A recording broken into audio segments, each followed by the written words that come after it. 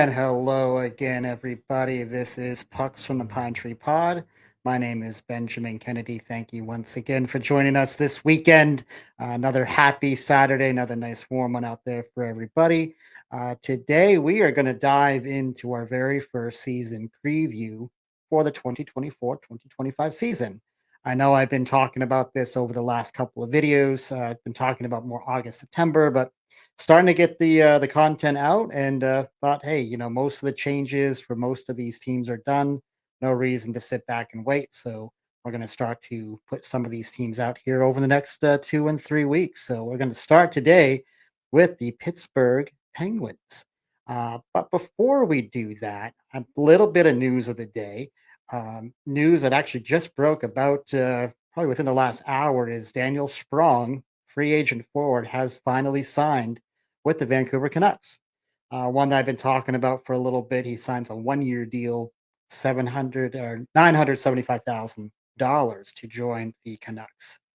In Detroit last year, he was 76 games, 18 goals, 25 assists for 43 points. So decent, decent middle six type of winger there for the Canucks. Yeah, kind of wondered if Boston would have taken a flyer on him at that price. It's a pretty good value for that kind of production. Again, questions about his full game, his 200-foot game, but another signing there for Vancouver. Um, Before that, over the last day or two, Jake DeBrusk was on a podcast out there in Vancouver, had a lot to say about his time in Boston, a lot to say about his different trade requests over the years, some of that polarizing stuff that he dealt with while he was here in Boston. I'm not going to get into all of it. I would ask you guys to go check out another podcaster, Bruins Die Hard Pod, on YouTube. He had a great video where he kind of broke down Jake's comments and kind of what it meant to him. And I just thought his video was spot on. So instead of just regurgitating uh, other information that's already out there, go check out Bruins Die Hard on YouTube. Another good follow, covers Boston Bruins primarily, but does a great job. Here in the Portland market, we did have some Maine Mariners news this week as well. Assistant coach Johnny McInnes has stepped down from his position there after 2 seasons on the job. He was a kind of a career ECHL player, played in the league from 14 to 19. Did get a very small cup of coffee at the AHL level with Lake Erie all the way back. I think that was in 2014. Did play for the Maine Mariners before becoming the coach or the assistant coach back in 2018-2019 season as well. So wish him well. Hope all goes well for he and his family. I'm sure he'll be missed on that team and on that bench.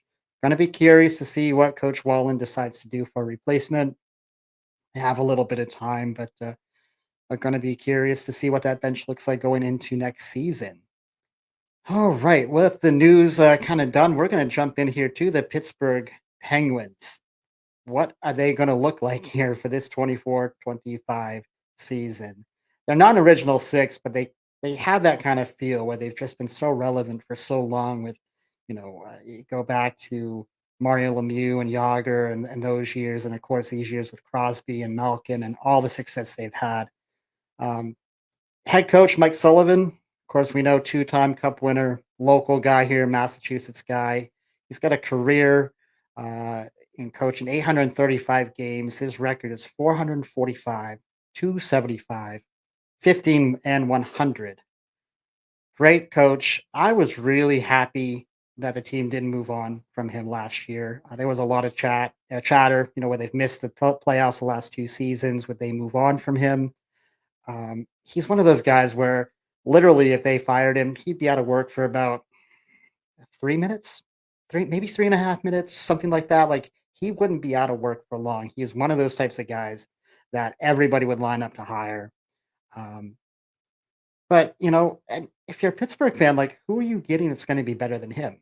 And I'm sure that's what the organization probably came to. That what Kyle Dubas probably came to is we're not going to find anybody better than Sully. He's got those relationships with all those core players, so it just makes sense to keep him on board. I would be curious what Penguin fans think, though. I mean, it has been a couple years since they've made the playoffs. What do you guys think of Sully? Were you happy that he's coming back? Do you hope to see maybe somebody else come on board? Leave those comments down below. Um, they have a full roster. I think they have 50 of 50 contracts signed that they're able to sign, and they still have about a little over 3.5 million left under the cap. So they do have a little bit of potential for movement, depending on how the season goes, how injuries go, things of that nature.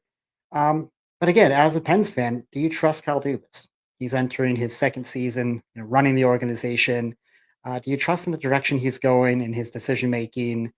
Um, Curious to hear what you guys think. I know I live here. I live here in the New England, Boston market, um, where John Henry, of course, owner of the Red Sox, also owner of the Pittsburgh Penguins at Fenway ownership group. Um, do you trust that ownership group? Talk to any Red Sox fans as to what's happened here over the last few seasons, and not a great story. Not sure I really would trust John Henry running anything. I'm not sure if I would trust John Henry to run my child to daycare, let alone run an organization. So that's just my completely, biased opinion, I suppose. But I, needless to say, I'm not a John Henry fan. First round picks this year, they did not have a first rounder, so they were not able to add any sort of big time prospect to their organization. And when you look at 2023-24, they missed the playoffs again, second season in a row. They were 38, 32, and 12 with 88 points. They were knocking on the door a lot like they did the last season. They were only 3 points out of that final wildcard spot, um, finishing fifth there in the Metro division. So they were kind of hanging around, most of that second half of the season, and they were part of that kind of snail's race that they had at the end to try to lock up those last two spots. Washington steals it. We all know as Bruins fans famously, Pittsburgh kind of just botching the last couple games of the season, allowing Florida to get that final wildcard spot. And we don't have to rehash that. We all know what happened. So thank you, Pittsburgh. Course skaters, these are all names that you all, if you're hockey fans, if you're Pittsburgh fans, obviously, they have some world class talent. Sidney Crosby, uh, 82 games last year, 42 goals, 52 assists for 94 points. Yeah, this guy doesn't age. He just doesn't age. Top five player all time, maybe, maybe, definitely top 10. I think we have been so fortunate as hockey fans to be able to watch this guy play in his prime, uh, to win those cups. I mean, again, I'm not a Pittsburgh fan, but just as a hockey fan, he's been just a delight to watch, and I'm glad that as he's aging, he continues to play at such a high, high level. So that's really, really great to see. Of course, you have Eventually Malkin, 82 games last year for him as well, 27 goals, 40 assists for 67 points. So nice season for him. Chris Letang, really good to see Letang played 82 games last year. He's had a number of health issues over the last couple of years. Recently, was able to stay healthy. 10 goals, 41 assists for 51 points. So again, really good to see. This is the first time he has played a full season since 2010, 2011. So again, great to see that there. And then of course Eric Carlson, former Norris Trophy winner, played again all 82 games, had 11 goals, 45 assists for 56 points. Down from his year prior out in San Jose.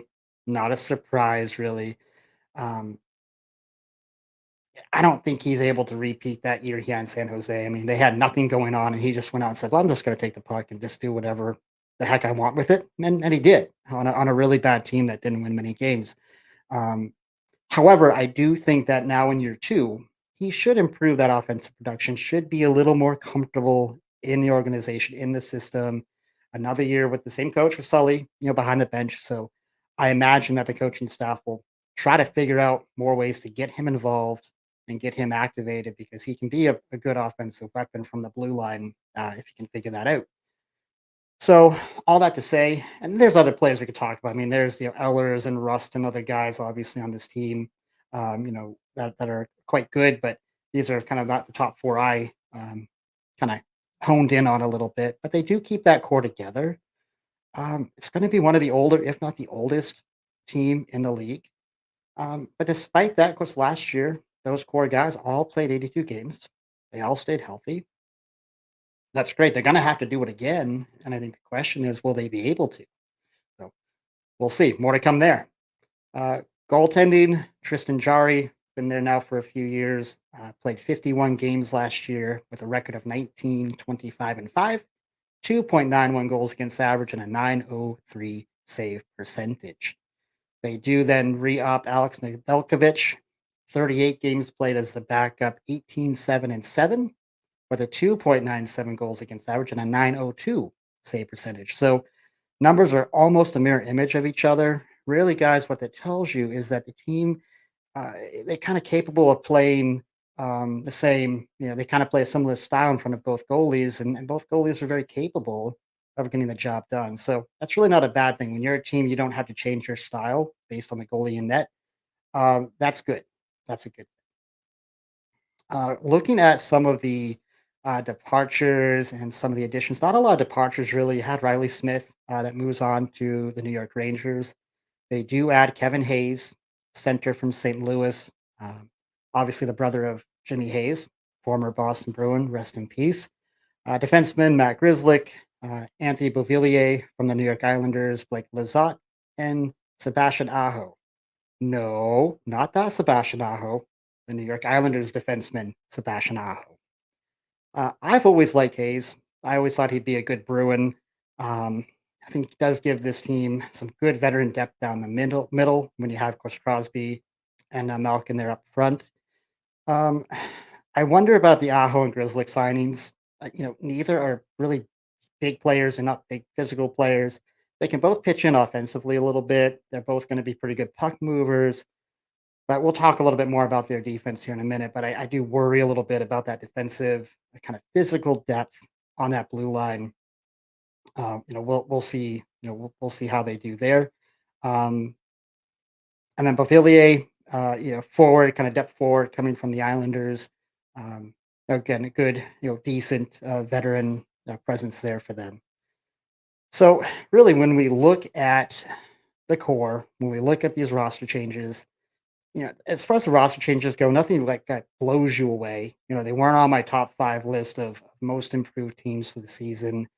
But really, when you look at this coming year, this team hasn't won a playoff round since 2017, 2018. It's been that long. They did beat Philly that year 4 games to 2. So it's been a minute.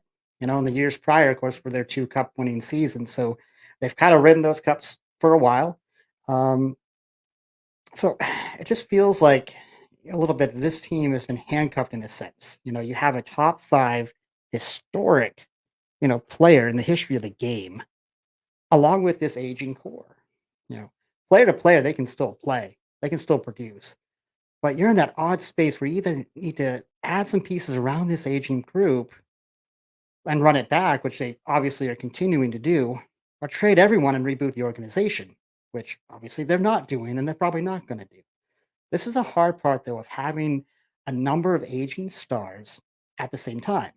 This is not so dissimilar to what Boston's gone through with their core. When you think back to Chara and Rask and Bergeron, and they've continued to kind of punch it back every year, right? Um, you have to be either all in or all out. And for the love of Sid Bream, no murky middle, no murky middle. And that's my worry with this group is they're in that kind of murky water of still being pretty good. Are they good enough? With this aging group. As far as the goaltending, they're going to be fine in net. I think Jari does have a little bit of injury history, but when he's healthy, it's a very, very good goaltender, very capable. And Nedeljkovic has also proven to be a very good, strong, solid backup. Both are capable. And like I said earlier, the team doesn't really have to change how they play depending on who's in net. So that, again, that's a very good thing, I think, for the group. I do worry a little bit about their size and toughness. Not so much toughness, their size and physicality, I should say, on that blue line. You do have Graves, who's 6'5", but again, the additions of Grizzly and Aho don't really do much for me in terms of adding to that physical presence. Latang and Carlson, they're solid players, they're solid defensemen, but we know their games tend to be more offensively driven. I just don't know, and I don't think they have enough size and enough physical presence to keep up over the course of this season. Um, this team, as it is this year, continues to be quite a bit top heavy. It's all about that veteran core, all about Crosby and Malkin. Sid has to be Sid. Malkin has to be Malkin. You know, Carlson, really won't repeat what he did a couple years ago, but they will need more production out of him, I think, to push back to the playoffs and get over that hump. Like we said, they've missed the last couple years, and not a whole lot has changed on this roster from year to year. A few of those players we talked about, but not not enough change in my opinion, and that does worry me a little bit. Players as they get older, they don't tend to get better as they age. Now, Crosby might be an exception, and Crosby again, I think is going to have to put this team on his back and, I do think that he can still produce. I think he's gonna have probably another really excellent year. Um, but this roster overall is old. You worry about injuries as they get older. You worry about production, from that forward depth. Again, sans Crosby. They're running it back again and again and again. And trust me, I get why they're doing it. These are Hall of Fame type players that are are Pittsburgh through and through, right? I mean, can you imagine Sidney Crosby in a Minnesota uniform? Can you imagine him in a Dallas Stars uniform? Like, no. I mean, the thought of it's just. I mean, it's weird enough that we have Steven Stamkos going to be playing in Nashville this year. Um, so I get why they do it. They're kind of stuck in this mode right now. But again, I don't know if it really excites me if I'm a Penguins fan. I've seen this movie now the last two seasons, being right on the verge of the playoffs and not being able to get in. So, overall, I do think this team will have to outscore their problems. They're going to have to outscore that lack of size, that lack of physicality on the blue line. I do believe they're going to play well enough to hang in that playoff conversation into the spring. I'll be curious, like with the trade deadline, where they're at, if they're buyers or sellers, and I think they're going to be again probably in that murky middle. You do have an improved New Jersey team. You have an improved Washington team. So I do worry about them getting into that top 3, and yeah, there's some concerns about Carolina, but they still have a pretty formidable team as well, even with all their losses this year. So there's nothing certain here about that top 3 in the Metro, and not certain that there's gonna be a spot for Pittsburgh to get in there. And I do think if they can push into the playoffs, it will have to be through the wild card, and truth be told, I just don't see that happening. While they'll, I think, again, hang around the playoff picture, I do have them out of the playoffs again this season, and I think it's just going to be eerily similar to what we've seen in the past two seasons for them. Um, I'm sure if you're a Pittsburgh fan, you're hoping I'm wrong. Maybe I will be. Going to be very curious to watch it. Obviously, the playoffs are always going to be better when you have Sid and guys like Ovi in there. So we'll see if they can do enough to prove me wrong as we go. But anyway, guys, that's my kind of quick breakdown of the Pittsburgh Penguins and my kind of look at the 24-25 season. There'll be more to come, more teams to come. I believe Calgary is up next, if I'm not mistaken. So anyway, guys, if you like what you're hearing, don't forget to hit like and subscribe. I do appreciate it. We've had some good growth on the channel over the past week. And until next time, be kind, show love, and God bless.